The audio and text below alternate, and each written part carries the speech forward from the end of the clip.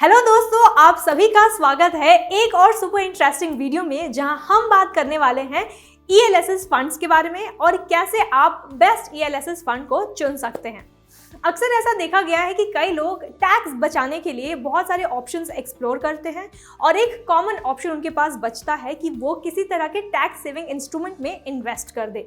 जी हाँ, ऐसा बहुत लोगों के साथ होता है कि हम पूरे साल कोई टेंशन नहीं लेते, पर जैसे ही फाइनेंशियल ईयर एंड आता है और जैसे हम देखते हैं कि इतना ज़्यादा टैक्स हमको भरना पड़ेगा, तो हमको लगता है कि कौन सा ऐसा इन्वेस्टमेंट ऑप्शन है जो हमें टैक्स छूट देता है, और हम ऐसे बहुत सारे इन्वेस्टमेंट इंस्ट्रूमेंट्स में इन्वेस्ट करने लगते हैं जो हमें टैक्स डिडक्शन का ऑप्शन देता है। तो ये वीडियो मैं इसलिए बना रही हूँ ताकि आप फाइनेंशियल ईयर के एंड में कोई इन्वेस्टमेंट ना करें और थ्रू आउट द ईयर आप एक सिस्टमैटिक इन्वेस्टमेंट अपना प्लान कर सके।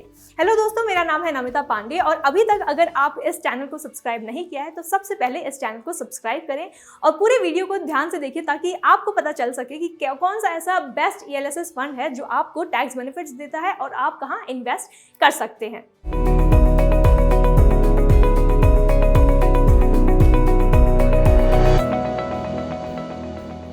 तो सबसे पहले हम जान लेते हैं कि ये ELSS आखिर होता क्या है। तो ELSS यानी कि इक्विटी लिंक्ड सेविंग स्कीम, ये एक डाइवर्सिफाइड इक्विटी म्यूचुअल फंड है जहां पे अगर आप इन्वेस्ट करते हैं तो इनकम टैक्स एक्ट की धारा 80C के तहत आपको टैक्स डिडक्शन भी मिलता है। यहाँ पे मैं आपको बता दूं, जब भी हम सेक्शन 80C के बारे में बात करते हैं तो आपको पता चल गया होगा कि 1.5 लाख तक के इन्वेस्टमेंट पर, तक के निवेश पर आपको टैक्स डिडक्शन की छूट मिलती है। तो यहाँ पे अगर आप इन्वेस्ट करते हैं तो आपका लॉक इन पीरियड कितना होगा, अगर मैं इसमें इन्वेस्ट करती हूँ तो कितने समय तक मुझे इन्वेस्टेड रहना पड़ेगा। अगर आप ELSS फंड्स में इन्वेस्ट करते हैं तो यहाँ पे आपको लॉक इन पीरियड मिलेगा 3 इयर्स का। यानी कि मान लेते हैं कि अगर मैं ELSS फंड में इन्वेस्ट करती हूँ इस साल, तब जाके 3 साल बाद यानी कि 2025 तक मुझे इन्वेस्टेड रहना पड़ेगा और उसी के बाद मैं अपना फंड्स निकाल सकती हूँ। अगर आप सोच रहे हैं कि अगर मैं SIP करता हूँ, SIP मोड में लमसम ना इन्वेस्ट करके SIP अगर मैं ELSS फंड में करता हूँ तब जाके आपका लॉक इन पीरियड क्या होगा, अगर आप ऐसा सोच रहे हैं तब मैं आपको बता दूं कि अगर मैं ELSS फंड में SIP करते हैं, हर महीने एक स्पेसिफिक अमाउंट इन्वेस्ट करते हैं, तब भी उस पर्टिकुलर फंड का 3 साल बाद मैच्योरिटी पीरियड होगा, यानी कि 3 साल बाद अपना फंड्स आप निकाल सकते हैं। मान लेते हैं फॉर एग्जांपल कि अगर मैं किसी ELSS फंड में इस महीने इन्वेस्ट करती हूँ अगस्त में, तब जाके अगस्त 2025 में उस फंड का मैच्योरिटी पीरियड होगा।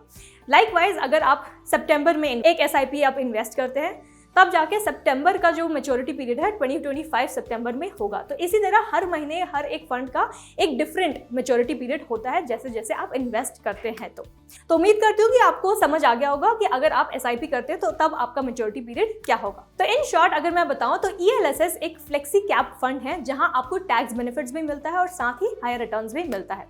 तो अगर आप सोच रहे हैं कि ये फ्लेक्सी कैप फंड क्या होता है, तो यहाँ पे मैं आपको बता दूं ये एक म्यूचुअल फंड है जहां पे जो इन्वेस्टर है वो स्मॉल कैप, मिड कैप और लार्ज कैप कंपनीज में इन्वेस्ट करता है ताकि आपको मैक्सिमम रिटर्न्स मिल सके। आगे बढ़ते हुए हम ये जान लेते हैं कि कौन कौन से बेनिफिट्स आपको मिलते हैं, कौन कौन से फायदे आपको मिलते हैं अगर आप ELSS फंड में इन्वेस्ट करते हैं। तो सबसे पहला बेनिफिट आपको ये मिलता है ELSS फंड में इन्वेस्ट करने का कि आपको टैक्स बेनिफिट्स मिलते हैं। तो अगर आप सोच रहे हैं कि ठीक है टैक्स बेनिफिट्स तो मिलता है, तो मैं कितना ज़्यादा रुपए इसमें सेव कर सकता हूँ, तो यहाँ पे मैं आपको बता दूँ पहला बेनिफिट ये है, टैक्स बेनिफिट्स आपको ये मिलता है कि आप अप टू 46,800 एक साल में आप बचा सकते हैं अपने टैक्स से। साथ ही मैं आपको ये बता दूं कि ये आपको टैक्स बेनिफिट्स मिलता है अगर आप 30% टैक्स स्लैब में बिलोंग करते हैं, तो उसके अंडर आते हैं। तो दूसरा बेनिफिट ये मिलता है कि आपको लो इन्वेस्टमेंट, ये एक लो इन्वेस्टमेंट स्कीम है। यानी कि अगर आप सोच रहे हैं, कई लोग ऐसा सोचते हैं कि मेरे पास उतना ज़्यादा पैसा नहीं है कि मैं अपनी इन्वेस्टमेंट जर्नी शुरू कर सकूं, तो ऐसे में आपको ये बता दूं कि ELSS फंड एक ऐसा फंड है, एक ऐसा स्कीम है जहां पे आप सिर्फ मात्र 500 रुपए से स्टार्ट कर सकते हैं और यहाँ पे मैक्सिमम अमाउंट जो आप जिससे आपको टैक्स बेनिफिट्स भी मिलेगा वो है 1.5 लाख का इन अ ईयर। तो यहाँ पे आप सिर्फ 500 रुपए से स्टार्ट कर सकते हैं और मैक्सिमम इन 1 ईयर आप 1.5 लाख इन्वेस्ट कर सकते हैं जो आपको अच्छे रिटर्न्स देगा। इसी के साथ थर्ड पॉइंट ये है कि आपको हायर रिटर्न्स मिलते हैं। मान लेते हैं, कंपेयर कर लेते हैं कि आपने दूसरे इन्वेस्टमेंट 80C इन्वेस्टमेंट में इन्वेस्ट किया है, जैसे कि आपने इन्वेस्ट किया है मान लेते हैं PPF में यानी पब्लिक प्रोविडेंट फंड में इन्वेस्ट किया है, या फिर आपने टैक्स सेविंग FD में इन्वेस्ट किया है, या फिर किसी भी तरह का टैक्स सेविंग स्कीम्स में इन्वेस्ट किया है। बट ELSS ऐसा फंड है जो आपको कम समय में बहुत ज़्यादा बेनिफिट्स देता है, बहुत ज़्यादा रिटर्न्स इसमें इतनी क्षमता है कि आपको ज़्यादा से ज़्यादा मैक्सिमम रिटर्न्स दे सके। तो वहीं अगर हम ELSS को दूसरे ATC इन्वेस्टमेंट इंस्ट्रूमेंट से कंपेयर करें, यानी कि PPF, या फिर आप इन्वेस्ट कर रहे हो NSC यानी कि नेशनल सेविंग सर्टिफिकेट, या फिर टैक्स सेविंग FD, तो ELSS आपको बहुत ज़्यादा प्रॉफिट देता है when compared to the rest. और आखिर में बेनिफिट ये मिलता है कि आपको शॉर्टेस्ट लॉक इन पीरियड मिलता है। अगर हम वहीं बात करें टैक्स सेविंग FD के बारे में, या फिर हम बात करें PPF के बारे में, या फिर NSC के बारे में, यहाँ पे आपको लॉन्ग टर्म इन्वेस्टमेंट रखना पड़ेगा। यानी कि ये लॉन्ग टर्म इन्वेस्टमेंट स्कीम है जहाँ पे आपको 15 साल मान लेते हैं जो है PPF में, टैक्स सेविंग FD जो है 5 साल का। तो ऐसे स्कीम्स हैं जो लॉन्ग टर्म इन्वेस्टमेंट है। यही अगर हम ELSS से कंपेयर करें तो ELSS सिर्फ 3 साल का होता है, यानी कि 3 साल में आपको मैक्सिमम रिटर्न्स मिलता है।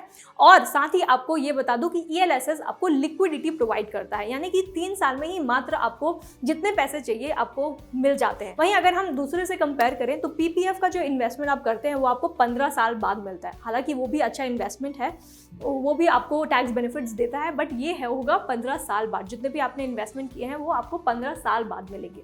तो ये एक लॉन्ग टर्म इन्वेस्टमेंट स्ट्रैटेजी है। वहीं अगर हम ELSS की बात करें तो ये शॉर्ट पीरियड का है और आपको 3 साल के बाद ही आपको अपने रिटर्न्स क्विकली मिल जाएंगे। वहीं आगे बढ़ते हैं और जान लेते हैं कि किसको ELSS फंड में इन्वेस्ट करना चाहिए। तो पहली बात ये बता दूं कि सबको ही ELSS फंड में इन्वेस्ट करना चाहिए, पर खास करके ये कैटेगरीज को जरूर करना चाहिए। पहला कैटेगरी ये है अगर आप एक सैलरीड इंडिविजुअल हैं तो अगर आप एक सैलरीड इंडिविजुअल हैं तो यहाँ पे आपको पता होगा कि हर महीने एक निश्चित राशि आपके EPF यानी कि एम्प्लॉय प्रोविडेंट फंड में कंट्रीब्यूट होता है, जो एक फिक्स्ड इनकम प्रोडक्ट है।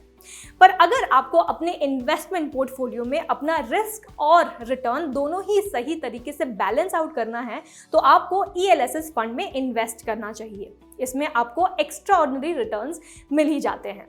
दूसरा ये कि अगर आप एक बिगिनर हैं तो आपको ELSS फंड में इन्वेस्ट करना चाहिए। यदि आप एक नए निवेशकर हैं तो ELSS फंड मैं आपको बता दूं एक बहुत ही बेस्ट इन्वेस्टमेंट ऑप्शन है आपके लिए। ऐसा इसलिए है क्योंकि सिंस ये एक equity market linked equity mutual fund है, यहाँ पे आपको ये भी अंदाजा मिल जाएगा कि कैसे मार्केट परफॉर्म करती है, और साथ ही ये एक सेफ इन्वेस्टमेंट ऑप्शन भी है।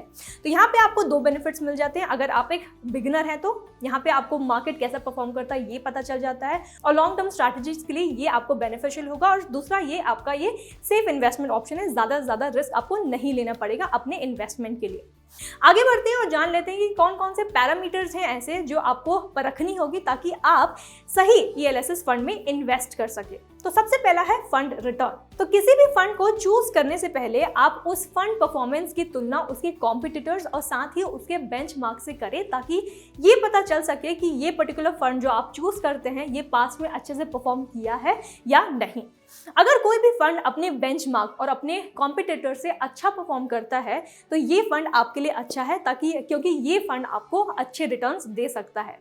दूसरा ये कि आपको एक्सपेंस रेशियो भी देखना होगा। यहाँ पे मैं दोस्तों ये बता दूं कि एक्सपेंस रेशियो ये होता है जहाँ पे एक पर्टिकुलर अमाउंट आपके इन्वेस्टमेंट का आपके फंड मैनेजर को जाता है या फिर कंपनी को जाता है आपके फंड्स को मैनेज करने के लिए, क्योंकि फंड मैनेजर ही है जो आपका इन्वेस्टमेंट जो भी आपने इन्वेस्ट किया है वो स्मॉल कैप, मिड कैप और लार्ज कैप कंपनीज में इन्वेस्ट करता है, और साथ ही आपके फंड को अच्छी तरह से मैनेज करने के लिए ये चार्ज आपको लगता है। तो ये एक काइंड ऑफ फीस है जो आपको भरना पड़ता है उस फंड मैनेजर को। तो यहाँ पे आप ध्यान रखें कि जो भी आप फंड सेलेक्ट करते हैं, जो भी कंपनी सेलेक्ट करते हैं, उसका जो एक्सपेंस रेशियो है वो कम से कम हो, ताकि आपको ज़्यादा से ज़्यादा रिटर्न्स मिल सके।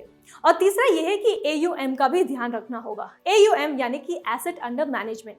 यहाँ पे थंब रूल ये है कि ज़्यादा से ज़्यादा AUM है किसी एक कंपनी का तो वो ज़्यादा रिटर्न, ज़्यादा प्रॉफिट आपको लॉन्ग टर्म में दे सकता है। उदाहरण के लिए मान लेते हैं जब भी हम चाट खाने जाते हैं, किसी भी ठेले को देखते हैं, तो अगर वहाँ पे ज़्यादा भीड़ लगी होती है तो हमको लगता है कि हाँ ये बेस्ट चाट देता होगा, और तभी हम डिसाइड करते हैं वो उस भीड़ को देख के हम डिसाइड करते हैं कि चलो हम भी जाके खा के देखते हैं कि कैसा होगा। तो इसी तरह AUM भी किसी कंपनी का वर्क करता है, जहाँ पे एक कंपनी का अगर AUM सबसे ज़्यादा है तो उसका फंड जो है वो ज़्यादा आपको प्रॉफिट दे सकता है। और अब आगे बढ़ते हैं और एनालाइज करते हैं कि आपके लिए आपके रिस्क एपेटाइट की बेसिस पे आपको किस ELSS फंड में इन्वेस्ट करना चाहिए।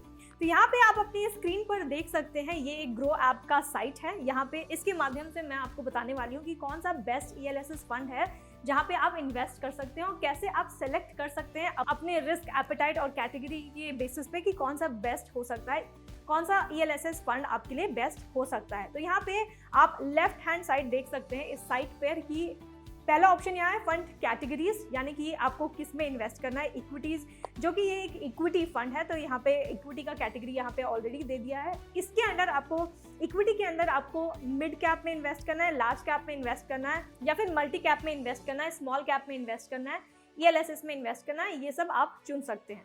और फिर जैसे ही आप स्क्रॉल डाउन करें तो यहाँ पे आपको और भी ऑप्शन मिलता है, यानी कि हाइब्रिड ऑप्शन भी है। यहाँ पे आपको एग्रेसिव इन्वेस्टमेंट करना है या फिर कंजर्वेटिव इन्वेस्टर हैं आप, उस हिसाब से आप चूज कर सकते हैं। यहाँ पे अगर आप एक एग्रेसिव इन्वेस्टर हैं, यानी कि अगर आप अपने इन्वेस्टमेंट में हाई रिटर्न्स पाना चाहते हैं और साथ ही हाई रिस्क लेना चाहते हैं, तो आप एग्रेसिव चुन सकते हैं। और या फिर अगर आप कंजर्वेटिव इन्वेस्टर हैं, यानी कि आपको ज़्यादा रिस्क नहीं लेना है अपने इन्वेस्टमेंट में, वो भी आप चुन सकते हैं लाइकवाइज। तो वहीं अगर आप दूसरा ऑप्शन देखिए, यहाँ पे तीसरा ऑप्शन दिया है आपको डेट्स का, तो यहाँ पे आप चुन सकते हैं लो ड्यूरेशन का, मिड ड्यूरेशन का, या डायनामिक बॉन्ड, गिल्ड एक्सेट्रा। तो बाकी ऑप्शंस भी दिया गया है, तो आप इस हिसाब से चुन सकते हैं और देख सकते हैं कि कौन सा ELSS म्यूचुअल फंड्स आपके लिए बेस्ट हो सकता है। और साथ ही यहाँ पे आप देख सकते हैं फंड हाउसेस, AMCs, यानी कि एसेट मैनेजमेंट कंपनीज, और यहाँ पे लिस्ट है एक्सिस म्यूचुअल फंड का, कोटक म्यूचुअल फंड का, Nippon India mutual fund etcetera.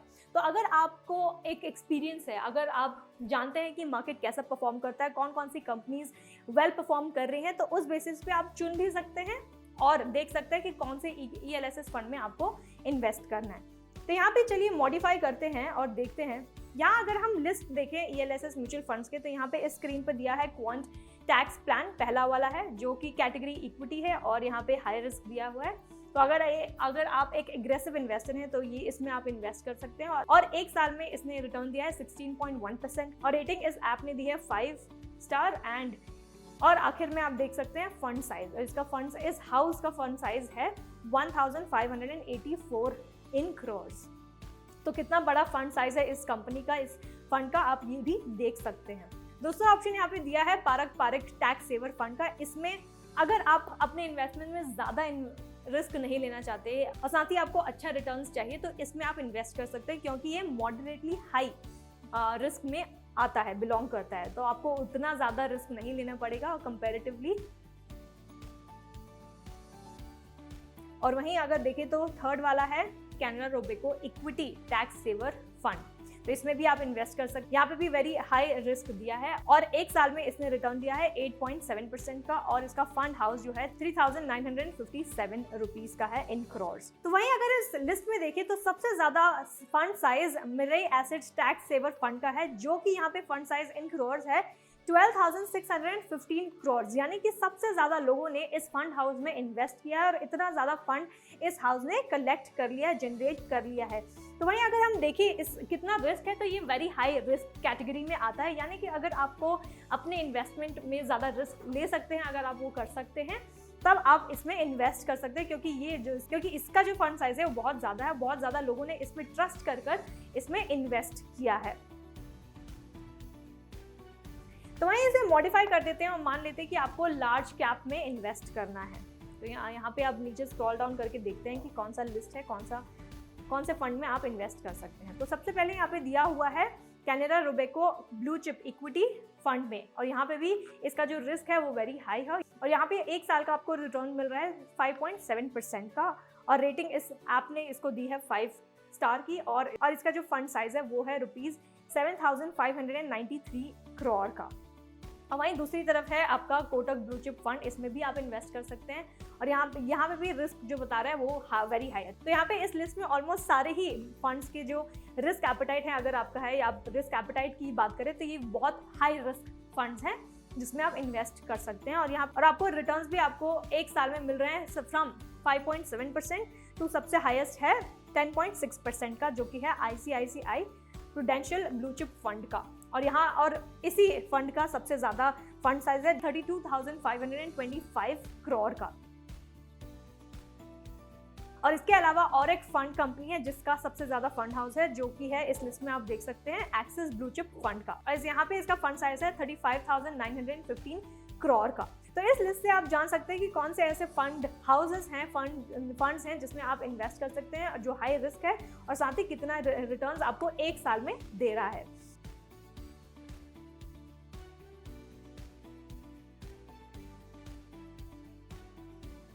तो इस पूरे वीडियो में मैं आशा करती हूँ कि आपको समझ आ गया होगा कि क्या होता है ELSS फंड, इसमें इन्वेस्ट करना क्यों जरूरी है आपके लिए, इसमें कौन इन्वेस्ट कर सकता है और साथ ही कौन सा ELSS फंड आपके लिए बेस्ट होगा और कैसे आप उसे सेलेक्ट कर सकते हैं अपने पैरामीटर्स के हिसाब से। और अगर आपको बाकी के इन्वेस्टमेंट ऑप्शंस के बारे में जानना है, अगर आपको म्यूचुअल फंड इन्वेस्टमेंट के बारे में जानना है या फिर स्टॉक इन्वेस्टमेंट के बारे में जानना है या फिर किसी भी तरह का सेफ इन्वेस्टमेंट के बारे में जानना है जैसे कि ELSS हो या फिर टैक्स सेविंग FD हो, तो उसके लिए आप डाउनलोड कर सकते हैं फ्रीडम ऐप, जहां पे आपको हम देते हैं इन डिटेल नॉलेज कि कैसे आप किसी भी इन्वेस्टमेंट इंस्ट्रूमेंट में इन्वेस्ट कर सकते हैं। तो डाउनलोड कीजिए फ्रीडम ऐप प्ले स्टोर या ऐप स्टोर से और जानिए कि कौन कौन सा इन्वेस्टमेंट ऑप्शंस आपके लिए बेस्ट होगा। तो इसी के साथ इस वीडियो को समाप्त करती हूँ। जल्द लौटूंगी एक अलग ही इंटरेस्टिंग टॉपिक के साथ। Thank you for watching freedom, get wise break free.